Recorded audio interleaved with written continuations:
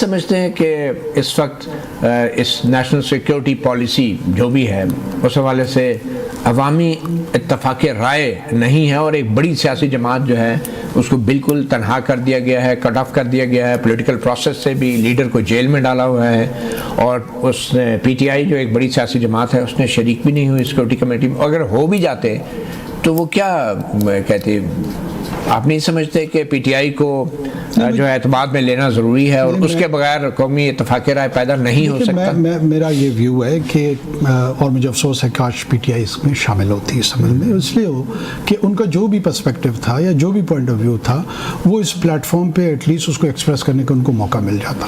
اگر وہ ایک نیشن اپروچ کی جو ہم بات کر رہے ہیں ٹورڈز ٹیررزم، یا تو وہ ہم کنسنسس ڈیولپ کرنے میں کامیاب ہو جاتے، اگر نہیں بھی ہوتے تو بہت امپورٹنٹ کنٹریبیوشن جو ایک بڑی سیاسی جماعت ہے اس کی جانب سے آ جاتی. لیکن یہ فیصلہ پی ٹی آئی کا تھا، یہ میرا تو نہیں تھا کہ انہوں نے آنا ہے. لیکن جو حالات حکومت اور ریاست کی طرف سے پیدا کیے گئے ہیں ایک بڑی سیاسی جماعت کے لیے، تو ایسے حالات میں آپ اب بھی سمجھتے ہیں کہ پی ٹی آئی جو ہے اس کو اس عمل کا اس کو میں اگر پی ٹی آئی کا حصہ ہوتا تو میں ان کو ضرور یہ مشورہ بھی دیتا اور میں ضرور اس میں شامل بھی ہوتا، ڈسپائٹ جو بھی پولیٹیکل انوائرمنٹ ہے، ڈسپائٹ دیکھیں ٹیررزم کا جو تھریٹ ہے نا وہ اس جعفر ایکسپریس میں ہو سکتا ہے جو لوگ شہید ہوئے ہیں وہ پی ٹی آئی کے ووٹر ہوں، وہ نون کے ووٹر ہوں، وہ جمعیت علماء اسلام کے ووٹر ہوں، کسی کو نہیں پتا.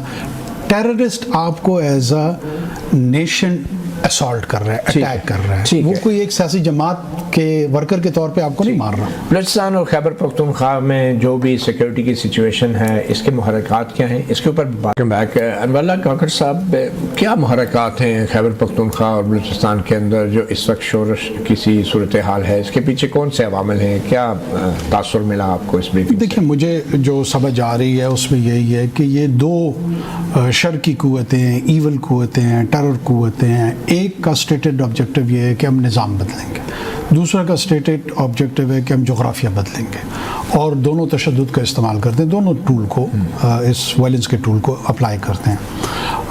جو نظام بدلنے کی کوشش میں ہے ٹی ٹی پی اور اس کے ساتھ کے جو لوگ ہیں وہ ظاہر ہے افغانستان کی صورتحال کے بعد وہ امبولڈن فیل کرتے ہیں، وہ سمجھتے ہیں کہ اگر نیٹو اور امریکہ یہاں سے جا سکتا ہے تو پاکستان کی ریاست میں بھی ہم بزور طاقت اس نظام کو تبدیل کر سکتے ہیں. یہ کاوشیں ان کی اس میں انرجی آ رہی ہے، وہ اس میں اور شدت کے ساتھ شامل ہو رہے ہیں. اور دوسری طرف بلوچستان میں جو ہیں وہ سمجھتے ہیں کہ ہم یہ ریاست سافٹ ہو گئی ہے، کمزور ہو گئی ہے، ہم اس کے جغرافیہ کو تبدیل بزور طاقت کر پائیں گے، تو لہٰذا طاقت کے استعمال کو وہ درست سمجھتے ہیں. کیا یہ ہو پائے گا؟ میری اپنی اسسمنٹ ہے کہ بالکل نہیں ہو پائے گا. نہ نظام تبدیل ہو پائے گا، نہ جغرافیہ تبدیل ہو پائے گا. اور اس کی وجوہات میرے ذہن میں یا میری جو ناقص رائے ہے اس کے مطابق اس وجہ سے ہے کہ پاپولیشن کو مینج کرنا اور ٹیریٹری کو مینج کرنا، جب نیٹو اور امریکہ اپنے 1.5-2 لاکھ فوج کے ساتھ نہیں کر پائے ہیں تو کیا بی ایل اے یا بی ایل ایف کے جو 3,000 3,500 فائٹرز ان کے پاس ہیں، لڑنے والے لوگ ہیں، اس سے وہ 2 کروڑ کی پاپولیشن کو مینج کر پائیں گے؟ قطعاً نہیں کر پائیں گے. یہی وجہ ہے کہ آپ کو 12 گھنٹے تک بھی ان کی پریزنس کسی ایک روڈ پہ یا کسی ایک علاقے میں نہیں دکھائی دیتی. لیکن اس کے لیے عوامی حمایت بڑی ضروری ہے، اور آپ سمجھتے ہیں کہ اس وقت جو بھی سیکیورٹی کی پالیسیز ہیں اس میں عوامی حمایت 100% شامل ہے؟ دیکھیں عوامی حمایت بائی اینڈ لارج ہونی چاہیے. یہ نہیں ہو سکتا کہ آپ 24 کروڑ لوگوں میں سے واٹس ایپ کے ذریعے سب سے پوچھے کہ ہم نے یہ آپریشن کرنا ہے تو کیا یہ درست ہے یا نہیں ہے درست، اور اس میں جو ہے نا نہیں، اگر حکومت منتخب ہے تو اس کی حمایت تو عوامی حمایت ہی ہونی چاہیے. تو بس وہ ہے، وہ کریں. ہاں اچھا، تو پھر عمران خان کی عدم شرکت سے کیا بڑا اپوزیشن اس میں ایک بہت بڑا حصہ ہے، بہت سارے لوگوں نے اپوزیشن. آپ نے کہا نا منتخب حکومت نے حمایت کر دیا تو ہو گیا بس، پھر عمران خان کی کیا ضرورت ہے؟ پھر پارلیمان میں اپوزیشن کیا ضرورت، اس کو بھی نکال دیں. وہ تو نکال دیا گیا نا، وہ تو نکال دیا گیا ہے.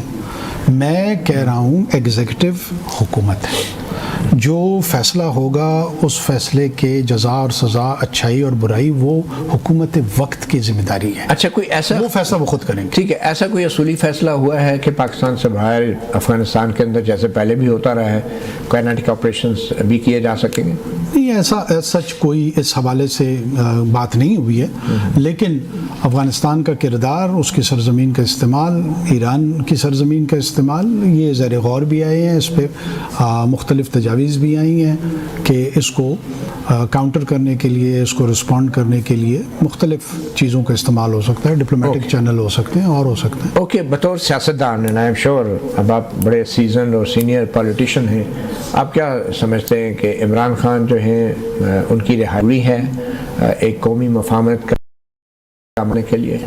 دیکھیں، یہ ایک جوڈیشل پروسیس ہے، اچھا، اور جوڈیشل پروسیس میں ان کو ریمیڈی اگر مطلب وہ میرٹ پہ ابھی جیل میں میرٹ کے اندر میرٹ یا ڈی میرٹ کا فیصلہ مطیع اللہ جان یا انوار نے نہیں، ایز اے سیاستدان آپ کو کیا لگتا ہے ویسے؟ دیکھیں، ہم نے بدقسمتی سے اسی عدلیہ کے نظام کو اپنے کانسٹیٹیوشنل ارینجمنٹ کا حصہ بنایا ہے کہ اگر کسی پہ کوئی الزام ہو تو غلط ہو سکتا ہے، ٹھیک ہو سکتا ہے، لیکن اس کو ریمیڈی پانے کے چلیں لیے اپارٹ فرام یہ، آپ سمجھتے ہیں کہ اگر عمران خان باہر ہوتے تو ہوتی کوئی سیاسی ماحول بہتر ہوتا؟ ایٹ لیسٹ اس حوالے سے ضرور بہتر ہوتا کہ ان کی پارٹی کے اندر جو فیصلہ سازی ہے اس میں یکسوئی آپ کو نظر آتی، جو نیوکلس ہے ان کی جماعت میں وہ ان کی ذات کے ارد گرد ہے۔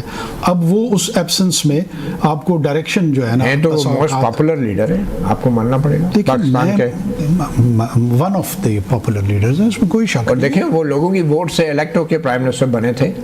دیکھیں نگران وزیر اعظم ووٹ سے الیکٹ نہیں ہوتا، لیکن پرائم منسٹر جو ہوتا ہے ووٹ سے الیکٹ ہو کے بنتا ہے، تو آپ نہیں سمجھتے کہ ہی از دا موسٹ پاپولر پولیٹیشین؟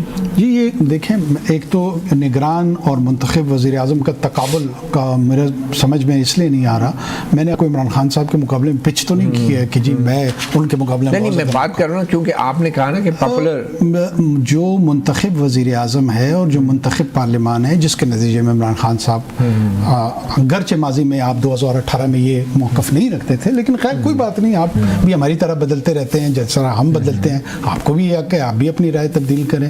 آپ ان پہ کہہ رہے ہیں کہ یہ فلاں صاحب کی مدد سے اور فلاں اور آپ اس وقت بھی مخالفت کرتے رہے۔ میں تو کنسسٹنٹ، آپ کنسسٹنٹلی مخالفت کرتے رہے، اور آپ کہتے ہیں اسٹیبلشمنٹ کا کوئی رول نہیں ہے۔ میں تو آج بھی اسی اسٹیبلشمنٹ کو ریشنلائز کرتا ہوں۔ اچھا، میں نے انکار، اسٹیبلشمنٹ کو ریشنلائز، یہ کیا مطلب؟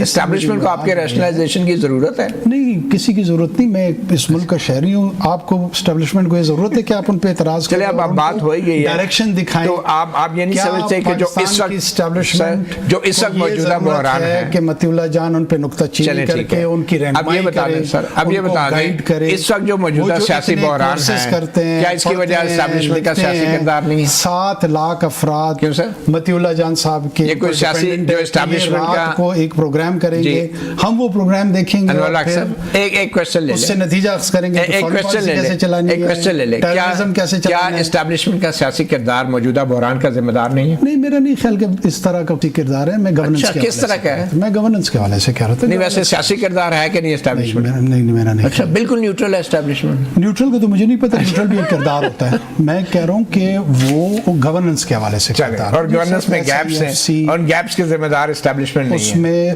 نہیں، اسٹیبلشمنٹ کا بہت بڑا رول جو ہے نا وہ پازیٹیو کنٹریبیوشن، نیگیٹو تو ہو ہی نہیں سکتا۔ نہیں، کیوں نہیں ہو سکتا؟ بہت ہو سکتا ہے، وہ آپ نے بتانا۔ بہت شکریہ وہ آپ کی ذمہ داری ہے۔ صاحب، سابق نگراں وزیر اعظم صحافی پروگرام سے اتنے اجازت دیجیے، اللہ حافظ۔